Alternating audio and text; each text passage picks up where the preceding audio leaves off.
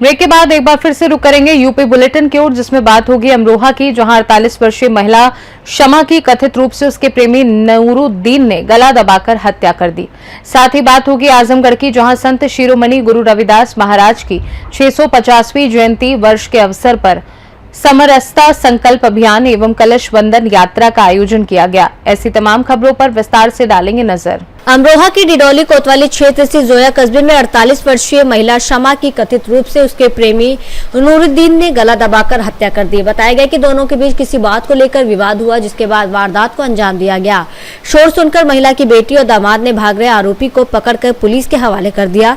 सूचना पर पुलिस मौके पर पहुंची, शव को पोस्टमार्टम के लिए भेजा और आरोपी को हिरासत में लेकर मामले की जाँच शुरू कर दी है। थाना डिडौली क्षेत्र में चौकी जोया क्षेत्र का जो मामला है, यह इकबाल नगर जो टंकी वाला मोहल्ला है, यहाँ पर एक शमा नाम की महिला जो मूलतः सहसपुर बिलारी मुरादाबाद की रहने वाली है और यहाँ एक किराए के मकान में अपने दामाद के साथ रह रही थी। इसकी जो बेटी है उसके द्वारा अभी ये बताया गया है कि एक नूरुद्दीन नाम का व्यक्ति जो मूलतः मेरठ का रहने वाला है, वो इस शमा से परिचित था और इसके साथ ही यहाँ पर वो भी कुछ दिनों से यहाँ आके रह रहा था। आज जब भी छत पर पहुँचे तो वहाँ पर नूरुद्दीन ने इस महिला की गला दबाकर हत्या कर दी है, ऐसा आरोप है। यहाँ शव को अभी CHA पर लाया गया है, इसको पोस्टमार्टम के लिए भिजवाया जा रहा है। अभियुक्त को भी हिरासत में लिया गया है, उससे भी पूछताछ की जा रही है और इसमें अभियोग पंजीकृत करके विधिक कार्रवाई की जाएगी। अमरोहा से सीनियर संवाददाता गौरव श्रीमाली की रिपोर्ट। लालगंज विधानसभा क्षेत्र के पलहना मंडल में संत शिरोमणि गुरु रविदास महाराज की 650वीं जयंती वर्ष के अवसर पर समरसता संकल्प अभियान और कलश वंदना यात्रा का आयोजन किया गया। यात्रा का शुभारंभ मां पालमेश्वरी देवी धाम से जिला संयोजक राजेश कुमार सरोज के नेतृत्व में हुआ। इस दौरान लोगों को गुरु रविदास जी के विचारों और सामाजिक समरसता के संदेश से जागरूक किया गया। यात्रा तारकडी, नरसिंहपुर, लहुआ कला, शहरी बंधा और अहिरौली होते हुए संपन्न हुई। कार्यक्रम में सह संयोजक सीता यादव, जयदीप श्रीवास्तव, वंदना भारती समेत कई कार्यकर्ता मौजूद रहे। इस अवसर पर पूर्व जिला कार्य समिति सदस्य DK सिंह को अंगवस्त्र देकर सम्मानित किया गया। इस मौके पर ब्लॉक प्रमुख पलहना अनुराग उर्फ सोनू सिंह, विक्रांत सिंह, पूर्व मंडल अध्यक्ष आनंद सिंह, मंडल उपाध्यक्ष हाजी नसीम अहमद, क्षेत्रीय कार्य समिति सदस्य अंजनी मिश्रा, शक्ति केंद्र प्रभारी लहुआ खुर्द, सीमा राजभर बूथ अध्यक्ष, कलावती राजभर, ऋतिक विश्वकर्मा बूथ अध्यक्ष, ज्ञानचंद्र राजभर शक्ति केंद्र संयोजक, तेज बहादुर उर्फ तेजन, राजकुमार मिश्रा, संतोष पांडे, शंभू राजभर बूथ अध्यक्ष सहित सभी पदाधिकारी और कार्यकर्ता मौजूद रहे। सर, आज कलश यात्रा आप लोगों का चल रहा है, क्या कह रहे हैं कलश यात्रा? ये जो हमारा कलश का पूजन बंदन कार्यक्रम चल रहा है, ये 650वीं जन्म जयंती वर्ष मनाया जा रहा है संत शिरोमणि रविदास जी का। ये जो 650वीं जन्म जयंती वर्ष मनाया जा रहा है, ये हमारी पावन मिट्टी है वहाँ की, उनकी जन्मस्थली से हम लोग लेके आए हैं। अब 29 तारीख को कार्यक्रम था वहाँ पे, 29 तारीख को ये हमारे पूरे देश में ये उनकी जन्मस्थली की पावन कलश को जो हमें कलश के रूप में दिया गया, पवित्र कलश के रूप में, ये पूरे देश में घुमाया जाएगा। उसी के निमित्त ये हमारे आज पलहना मंडल में एक कार्यक्रम रखा गया था, जिसमें पाँच स्थानों पर ये कार्यक्रम करना था, कलश का पूजन और बंदन। और इसी के निमित्त आज ये आखिरी कार्यक्रम हमारा है, जहाँ पे हम लोग खड़े हैं। ये 5वां कार्यक्रम हमारा है और इसका मकसद ये है कि जो संत रविदास जी ने देश समाज के लिए 1450 में जो एक संदेश दे के गए कि आप कर्म को ही प्रधानता दी जानी चाहिए, जाति धर्म पंथ को नहीं, सभी मनुष्य समान है, सभी लोगों को समान अवसर मिलना चाहिए, सभी लोग इस समाज में सभी की अपनी अपनी महत्ता है, सभी लोग समाज को आगे बढ़ाने के लिए अपनी जगह पे जितनी महत्वपूर्ण भूमिका अदा कर सकते हैं वो भूमिका निभाएं। तो उनका एक सीधा सादा एक संदेश था और उस दौरान उन्होंने ये संदेश दिया था जब 1450 में मुगलों का शासन था और धर्म परिवर्तन बहुत जोरों से किया जाता था, तलवार के बल पे किया जा रहा था। लेकिन उन्होंने धर्म परिवर्तन के लिए मना किया, कहा धर्म परिवर्तन हम नहीं करेंगे, सभी मनुष्य समान है, सभी लोगों को अपना रीति रिवाज परंपरा मानने का अवसर है, समानता है, सभी लोग स्वतंत्र हैं। और जब भारत की अब आज भी उनकी प्रासंगिकता बनी हुई है, इसीलिए हम लोग ये कार्यक्रम हमारी पार्टी जरूर हमारी भाजपा करवा रही है, लेकिन ये राजनीतिक कार्यक्रम नहीं है, ये कोई सामाजिक कार्यक्रम है। समाज में समरसता को लेके ये बढ़ावा देने के लिए, समाज में एक जागरूकता पैदा करने के लिए कि सभी लोग समान हैं, कोई बड़ा नहीं है, कोई छोटा नहीं है। आपके कर्म ही आपको महान बनाते हैं, आपका जाति धर्म पंथ आपको महान नहीं बनाता है। इसलिए आप अपने कर्मों पे ध्यान दीजिए। कर्मों की महानता ही आपको दुनिया में आपकी महानता, आपके व्यक्तित्व को निखारेगी, आपके चरित्र का निर्माण करती है। वही आपकी महत्वपूर्ण भूमिका समाज के लिए होगी। समाज में समरसता आप ले आएँ, समाज को आगे बढ़ाएं। हमारा 2047 का जो विकसित भारत का नारा है वो भी आप इसी माध्यम से, इसी समरसता के संकल्प अभियान के माध्यम से पूरा कर सकते हैं हम लोग। तो ये कलश यात्रा कहाँ से शुभारंभ किया गया है, कहाँ से? ये कलश यात्रा देखिए, हमारा जो पवित्र कलश यात्रा लेके आए हम लोग, ये शुरुआत हुई है 29 तारीख से। माघ पूर्णिमा के ये गुरु पूर्णिमा के दिन ये शुरुआत हुई है और माघ पूर्णिमा के दिन इसका समापन होगा 20 फरवरी 2027 को। तो ये अलग देश के अलग अलग हिस्सों में इसको घुमाना है। हमारा लालगंज जिला है, लालगंज जिले में हमारा जो शुरुआत हुई है, पहला पलना मंडल से हमने शुरुआत करी है और ऐसे ही अलग अलग मंडलों में, हमारे 22 मंडल हैं, मंडलों में चलेगा। हमारे जिले का कार्यक्रम ये पूरा होगा। इसके बाद हमारा संत समरसता संपर्क हमारा अभियान चलेगा। इसी तरह से 5 अभियान हैं। ये 5 अभियान को आपका गुरु पूर्णिमा से लेकर माघ पूर्णिमा तक चलना है। लगभग 7 महीने का ये कार्यक्रम है। आजमगढ़ से सीनू संवाददाता सतीश की रिपोर्ट। बदायूं जिले की बिसौली विधानसभा क्षेत्र में ग्राम महेरा एक्सप्रेसवे के पास सड़क हादसा हो गया। बताया जा रहा है कि बिसौली विधायक आशुतोष मौर्य की फॉर्च्यूनर और चंदौसी की ओर से आ रही अर्टिका कार के बीच टक्कर हुई। हादसे में अर्टिका कार में सवार शिव कुमार, अरविंद मिश्रा, धर्मेंद्र और राहुल घायल हो गए, जिनमें शिव कुमार की हालत गंभीर बताई जा रही है। वहीं विधायक के ड्राइवर जितेंद्र कुमार और गनर देव सिंह ने हादसे में विधायक पक्ष की गलती से इंकार करते हुए कहा कि दूसरी कार की लापरवाही से दुर्घटना हुई। उनका दावा है कि मौके पर मौजूद लोगों ने भी दोनों वाहनों के आपस में टकराने की बात कही। पुलिस मामले की जांच कर रही है। बदायूं से सीनू संवाददाता राजीव सिंह की रिपोर्ट। बरेली में अंतर्राष्ट्रीय स्तर के आधुनिक और लग्जरी लाइफस्टाइल को बढ़ावा देने के उद्देश्य से वन ओक फॉरेस्टा ने अपने प्रीमियम आवासीय प्रोजेक्ट के तहत शानदार 2 और 3 BHK घरों की पेशकश की है। ये परियोजना आधुनिक वास्तुकला, आकर्षक डिजाइन और विश्वस्तरीय सुविधाओं के साथ विकसित की गई है। फॉरेस्टा का डिजाइन स्विट्जरलैंड, बैंकॉक, लंदन और दुबई जैसी जगहों की आधुनिक आवासीय अवधारणाओं से प्रेरित है। परियोजना में रहने वालों को आराम, सुविधा और प्रीमियम जीवन शैली का अनुभव देने के लिए विशेष व्यवस्थाएं की गई हैं। आज हमने ये ओपन हाउस रखा है बरेली में। As you guys know, like you know, we are introducing Foresta one oak, basically international developer. So हम यहाँ पर एक टाउनशिप, हम रेजिडेंशियल टाउनशिप प्रोजेक्ट हमने यहाँ पर लॉन्च किया है। It is purely a lifestyle based product. यहाँ पर हमने 2 BHK, 3 BHK 20+ एमिनिटीज के साथ लॉन्च किया है। वह जब मैं यहाँ बात करता हूँ 20+ एमिनिटीज और इनकी, तो ये केवल स्मॉल क्लब हाउस नहीं है। It is where in, like you know, I am talking about roof top garden. Building के टॉप पर एक गार्डन होगा जो कि ग्लोबल स्टैंडर्ड्स का होगा। सेंट्रल गार्डन है जो कि ग्लोबल स्टैंडर्ड्स का है। Apart from that, if you talk about, like you no, यहाँ पे swimming pool, gym, kids play area, pickle ball, all these things are there. Like, you know, there are a number of things where people find engagement from old age to the new age. तो यहाँ पर हर as class के लिए हमने एक lifestyle को ध्यान में रखते हुए काम किया हुआ है।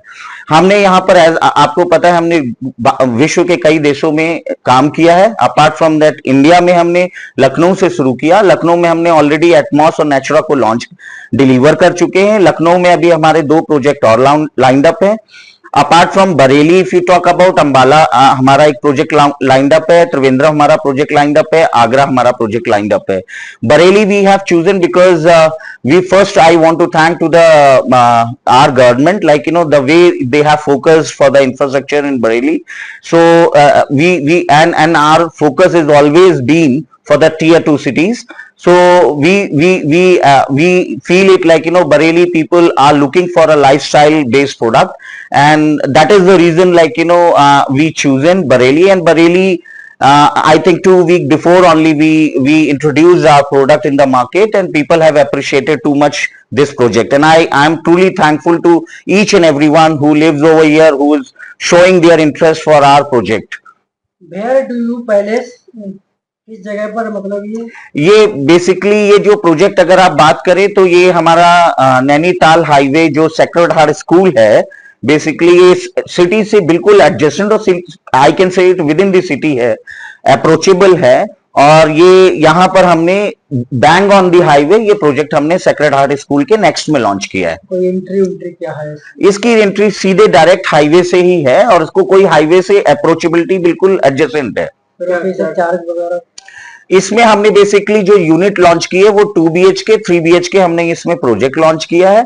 और ये 2 BHK 3 BHK हमारा प्राइस रेंज जो जाता है 64 लाख रुपीज से 84 लाख रुपीज तक इसका प्राइस रेंज है। और यहां पर आप बेसिकली किसी भी टाइम 7 डेज पर विजिट कर सकते हैं, बुकिंग कर सकते हैं। आपको सभी लोगों को जैसे पता है एक फेस्टिव सीजन यहां पर आ रहा है, तो इस फेस्टिव सीजन में हम लोगों ने कुछ exclusive deals few initial buyers के लिए रखी हुई है। और मैं ऐसा समझता हूं जो भी फर्स्ट फ्यू बायर्स आएंगे उनके लिए हम एक अच्छी डील ऑफर कर सकेंगे। आपकी तरफ से है क्या मैसेज है?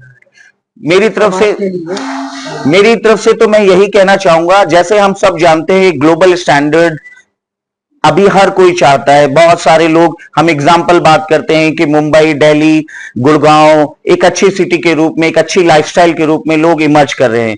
जैसा सभी जानते हैं कि पर कैपिटल हर एक इंसान की इनकम बढ़ रही है, तो उसकी एक एस्पिरेशन, एक जीने की एस्पिरेशन भी बढ़ती है। तो उस एस्पिरेशन में एक लाइफस्टाइल डिमांड करते हैं, तो उस लाइफस्टाइल को ध्यान में रखते हुए हमने इस प्रोजेक्ट को डिजाइन किया है। और मुझे बहुत ही कहने में खुशी होती है, ये फॉरेस्टा बाय वन ओक एक एड्रेस के रूप में बरेली के लिए जाना जाएगा। क्या प्रोसीजर रहेगा बुकिंग का? बुकिंग के लिए सिंपली आप हमारा जो साइट ऑफिस है जो मैंने बताया सेक्रेड हार्ट स्कूल के जस्ट नेक्स्ट में है, आप उधर आइए, हमारा ऑफिस है, आप वहां पर हमसे मिलिए। अगर आपको हम सैंपल यूनिट भी दिखाएंगे, जैसे अभी हम सैंपल यूनिट में खड़े हुए हैं, इसको आप देखिए, एक्सपीरियंस कीजिए। उसके बाद अगर आपको पसंद आता है तो हमारी टीम आगे फर्दर आपको असिस्टेंस देगी। लोन सभी बैंकों से अवेलेबल है, उसके लिए भी हमारे पास टीम्स हैं जो आपको असिस्टेंस देंगी। बरेली से सीनू संवाददाता बीएस चंदेल की रिपोर्ट। पंडित दीनदयाल उपाध्याय नगर मुगलसराय में सावन माह के दौरान दूल्हीपुर पुलिस चौकी पर पुलिस कर्मियों से अभद्रता का मामला सामने आया है। आरोप है कि चेकिंग के दौरान एक युवक ने पुलिस से विवाद करते हुए सरकारी कार्य में बाधा डाली, जिसके बाद उसे हिरासत में लेकर चौकी लाया गया। बताया जा रहा है कि परिजनों के पहुंचने के दौरान युवक मौका पाकर चौकी से फरार हो गया। घटना के बाद थाना प्रभारी विजय प्रताप सिंह और सीओ अरुण कुमार सिंह ने मौके पर पहुंचकर जानकारी ली। पुलिस ने आरोपी की पहचान कर उसके संभावित ठिकानों पर दबिश शुरू कर दी है। वायरल वीडियो की जांच भी की जा रही है और पुलिस ने मामले में सख्त कार्रवाई की बात कही है। चंदौली से सीनू संवाददाता सुमित सिंह की रिपोर्ट।